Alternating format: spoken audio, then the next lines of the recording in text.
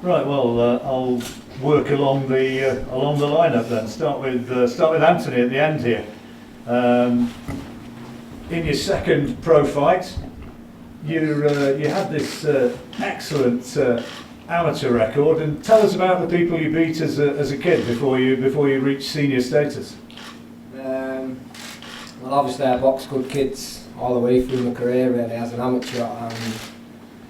Just a few names, like my last, before I started went over to turn pro, my last fight was Tommy Langford on his own club show. That was a good win.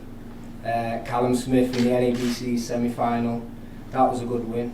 I boxed Callum twice, so Andy Fowler, big in the G, I think he's GB's captain.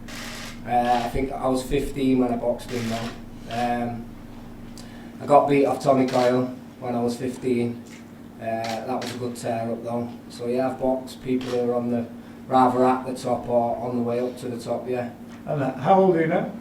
I'm 26. So just the one pro fight, you kind of need to get on with it, don't you? Well, these next 12 months will show really. Well, if I get the fights I've been told I'm going to get, maybe next year I'll be on the level where these people are going to want to fight me again, because I've took the wins off them, you know what I mean? Plus I want to fight them again.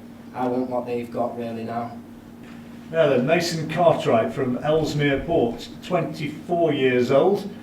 And Ellesmere Port, I mean, anybody who follows boxing, of course, knows that that's where Paul Butler hails from. Vauxhall Motors and that sort of background. Did you come up the same way? Do you know Paul? Yeah, I trained with me all life, from being, as I said, a kid up and through to being a pro last year, when we were both at Anthony Farnell's, but we've both since moved on from them, but we still see each other. He still comes and does his strength and conditioning in my gym now, no limits in Liverpool. So. And you regard yourself, I know you were talking to me earlier, you regard yourself as a bit of a gym rat, don't you? Yeah, I'm definitely a gym rat. If I'm not in the gym box and I'm in doing lifts, and I'm not doing lifts, I'm doing mobility, and I'm just in the gym every day. So. And your family actually own one, don't they? They own a gym? Yeah, they own a gym in Rewabin, yeah. It's just a private gym that doesn't do any particular sport, but obviously people come in and keep fit, so it's good to be a part of that as well, helping other people. One of the great Manchester fighting names, Zelfa Barrett. You must be realising that the public is starting to wake up to you. Yeah, just hard work. I just live in the gym. I eat, sleep, dream boxing. So it's just I believe it's the hard work. What I've been doing in the gym, it's just paying off. So other people are seeing that what I can do and what I'm capable of doing. How important's Pat in your makeup as a fighter, Uncle Pat? Well, it's like the yin and yang. My coach Paulie, he's a nice guy, and then Pat's just a bad guy, man. Not in I don't mean that in a terrible way. He's not here. Yeah, he's not here. That's why I'm saying it. But he'll just tell you how it is. Where he doesn't care who's there. He'll just tell me how it is, and he'll keep you grounded. He'll never let things get to my head. He's just a grounded guy where it's personal. You know what I mean? I have to do this for my brother, for my mum. It's not just a sport, it's my life, so I need someone like Pat and Paulie in my career to get where I need to be. Cruiserweight, undefeated in 5, Jordan Thompson, trained by Haroon Headley, out of the Jack Catterall stable, aren't you? Yeah, Jack Catterall, Haroon, it's the team, they're my main guys. That's who I've been with. So I've always been around. Jordan, you come from a real sporting family, don't you? Your dad and your mum, talented karate players, don't you? No, do you not? Players. I don't know. You don't really play karate. Them kicks are like a joke, you know.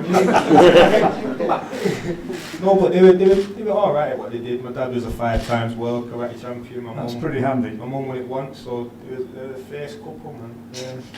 You're a big lad, and I'm told you can bang a bit. Do you see yourself staying as a cruiserweight, or is there going to come a time when you think, to get the huge money, I've got to have a go as a heavyweight? At the minute, I'm quite comfortable at cruiserweight. The heavyweights are a bit big, spied a few, they're pretty heavy.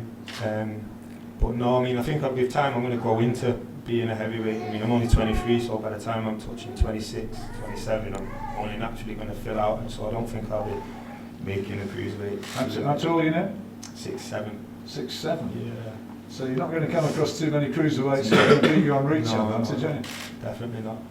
Next along, somebody who you'll probably all know anyway, Jimmy Kelly, super welterweight who went in with Liam Smith, now on the, is it fair to say it's a rebuilding trail? You've put together a series of decent wins now, Jimmy.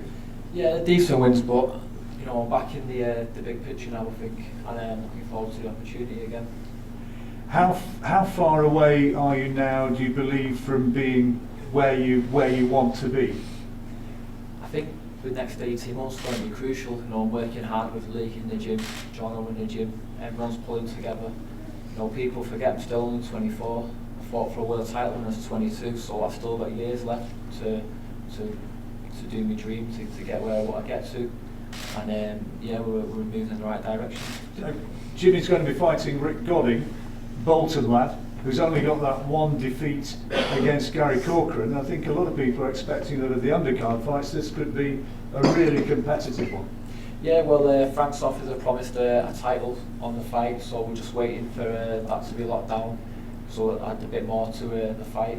So yeah, from there I think it will be. He's a good operator, he's been around for a long time. I remember when I first turned professional, I boxed on an undercard that he was on, and he had a lot of fights then. He's not been as active, but you know, we're not taking anything for granted. He's a good fighter, he's a solid operator, so we'll deal accordingly on the 8th of April. I was going to say, you obviously think you can take care of it. Absolutely, yeah. If I'm going where I want to be, where my destination, where I think it deserves to be, I should be beating the likes of Rick Godding, and if not, you know, I'll go work as a bricklayer or something like that. Okay, that's Jimmy Kelly, who's going to be fighting Rick Godding on the 8th, and just completing the lineup. A fellow who's undefeated in 17 fights. He's going to be fighting Martin Gethin, Jack Catterall. Jack, good to see you. And Martin Gethin coming into this fight against you on the back of one of his best wins for a while, isn't he? He's had a sort of an up and down career. He's always very game and got a great win against John Wayne Hibbert. Yeah, he had a great win last time out. I think Hibbert personally probably overlooked that and he thought he could come through him, but from watching Martin, I see his social media, he's always in the gym, he's a personal trainer, so I know he's going to be fit and ready. Just like Terry said before, I think the tougher fights get, that'll bring the best out of me, but every time I fight, I walk away from the fight and I'm the worst critic, so I always know that there's room for improvement, and I think the better the opposition, the better you'll see me. And clearly you must believe that, like the others are saying, you must believe that you can go all the way, and I guess as WBO Intercontinental Champion, you're closer to a world title shot than some of the others. You've got a high ranking. It could happen really quite soon. Yeah, definitely. I won't be in the sport of boxing if I didn't believe I could go all the way. And then you've only got to be around this card here. We've got Liam, Terry, a lot of great fighters from Manchester, so it gives you that extra drive to achieve your dreams.